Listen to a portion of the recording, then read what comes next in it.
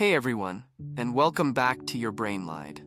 I'm so glad you're here with me today. We're gonna dive into something that might feel a little uncomfortable at first, but trust me, understanding this can be seriously life-changing. We're talking about how those old feelings from childhood can sneak into our adult work lives, especially when we're dealing with bosses or people in positions of power. Think about it. How many times have you felt disproportionately frustrated, angry, or even anxious when your boss gives you feedback? Or maybe you find yourself instantly defensive when someone senior at work challenges your ideas. Sometimes these reactions aren't just about the present situation. Sometimes those feelings are echoes from the past, whispers from our younger selves.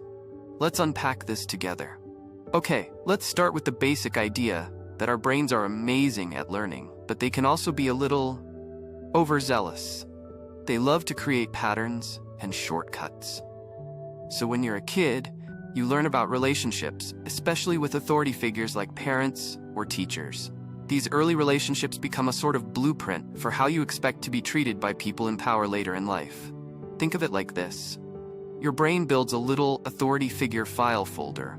Inside that folder are all your experiences, good and bad, with the adults who were in charge when you were growing up. Now fast forward to your adult life. You're at work, and your boss says something that reminds you, even subconsciously, of something your dad used to say when you messed up. Bam! That authority figure file folder opens up, and all those old feelings come flooding back. It's not really about your boss or even the specific feedback they gave you. It's about that old wound being re-triggered.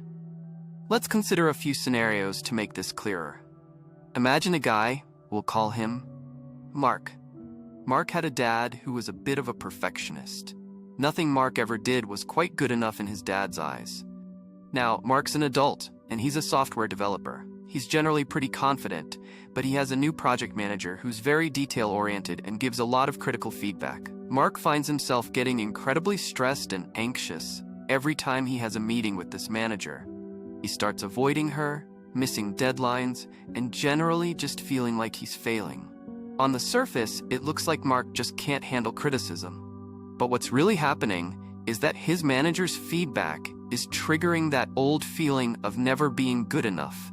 The same feeling he had with his dad. His brain is saying, uh-oh, another authority figure who's never satisfied.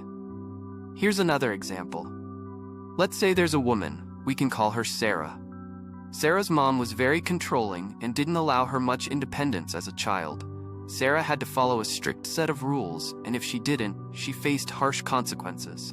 Now Sarah works in a marketing team and her boss is very hands-on. He likes to micromanage everything, down to the font size in her presentations. Sarah finds herself constantly rebelling against her boss's instructions, even when they're perfectly reasonable. She argues with him, she misses deadlines out of spite, and she's generally creating a lot of conflict. It might seem like Sarah just has a problem with authority, but it's more likely that her boss's micromanaging style is triggering that old feeling of being controlled and suffocated, just like she felt with her mom. Her brain is yelling, "Don't tell me what to do. I need to be independent." And one more. Let's imagine David. As a kid, David was always told to be quiet and not cause trouble. His parents valued obedience above all else, and any sign of disagreement was met with disapproval. David now works in finance.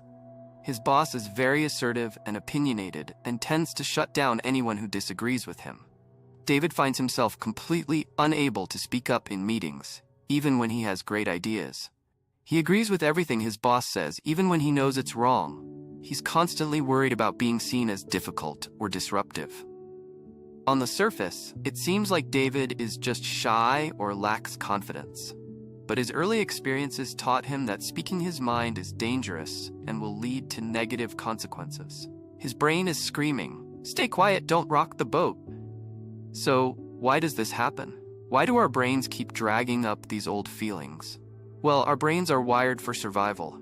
They're constantly scanning our environment for potential threats. And when something in our present situation reminds us of a past threat, our brains go into protection mode. Think of it like a smoke detector.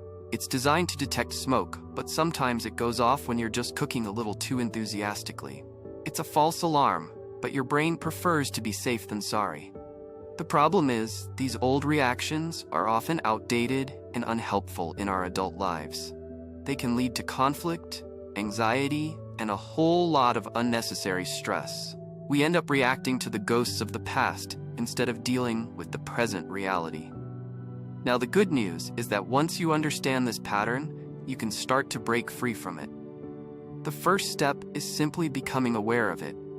Start paying attention to your reactions at work, especially when you're dealing with people in authority. Ask yourself, does this reaction feel bigger than the situation warrants? Does it remind you of anything from your childhood? Are you reacting to the person in front of you, or are you reacting to the ghost of someone from your past? This is where emotional resilience comes in. Emotional resilience isn't about being tough or never feeling anything. It's about being able to bounce back from difficult emotions, to manage them in a healthy way. Think of emotional resilience like a muscle. The more you use it, the stronger it gets. And one of the best ways to build that muscle is by learning to recognize and challenge those old patterns. So how do you actually do that? Let's break down a few strategies. First, validate your feelings. Don't try to stuff them down or pretend they don't exist. Acknowledge that you're feeling angry, anxious, or whatever it is, and tell yourself that it's okay to feel that way. Your feelings are valid, even if they're based on something from the past. This validation can help take the edge off the emotion, allowing you to think more clearly. Next, try to reframe the situation. Ask yourself, what's really happening here? Is my boss actually trying to control me, or are they just trying to do their job? Is their feedback really a personal attack, or is it just constructive criticism? Challenge your assumptions. Are you assuming that your boss is going to treat you the same way your parents did? Are you projecting your past experiences onto the present? Sometimes, simply reframing the situation can be enough to shift your perspective and calm your reaction. Another helpful strategy is to practice self-compassion. This means treating yourself with the same kindness and understanding that you would offer to a friend. Imagine a friend came to you and told you they were struggling with a difficult boss. What would you say to them? You'd probably offer them encouragement, understanding, and support. Try to offer yourself the same. Remind yourself that you're doing the best you can, that everyone makes mistakes, and that it's okay to feel vulnerable sometimes. Self-compassion can help you to soothe those old wounds and build your emotional resilience. Finally, remember that you have choices. You don't have to react automatically to your boss or anyone else in authority. You can choose how you respond. You can choose to take a deep breath, pause, and think before you speak. You can choose to communicate your needs and boundaries in a calm and assertive way.